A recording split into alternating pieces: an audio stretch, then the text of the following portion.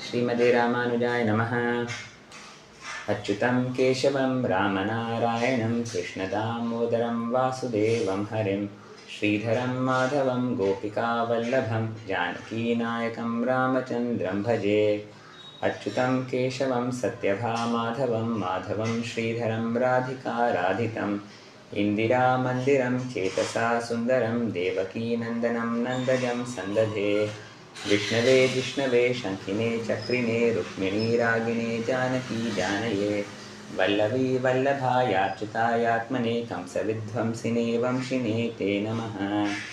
कृष्णगोविन्द हे रामनारायण श्रीपते वासुदेवाजित श्रीनिधे अच्युतानन्त हे माधवाधोक्षज द्वारकानायक द्रौपदी रक्षक राक्षसक्षोभितः सीतया शोभितो दण्डकारण्यभूपुण्यता कारणं लक्ष्मणेनान्वितो वानरैः सेवितो गस्त्यसम्पूजितो राघवः पातु मां धेनुकारिष्टः निष्ठकृद्वेषिणां केशिहा कंसहृद्वंशिका वादकः पूतना कोपकः सूरजाखेलनो बालगोपालकः पातु मां सर्वदा विद्युदुद्योतवत् प्रस्फुरद्वाससं प्रावृणं बोधवत् प्रोलसत् विग्रहं वन्यया मालया शोभितोरस्थलं लोहिताङ्घ्रिद्वयं वारिजाक्षं भजे कुञ्चितैः कुन्तलैर्भ्राजमानाननं रत्नमौलिं लसत्कुण्डलं गण्डयोः आर्केयूरकं कङ्कणप्रोज्ज्वलं किङ्किणीमञ्जुलं श्यामलं तं भजे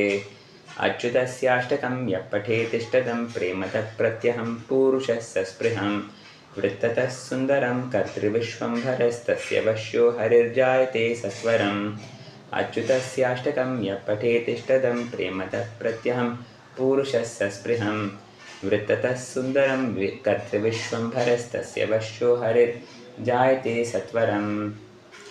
सर्वं श्रीकृष्णार्पणमस्तु।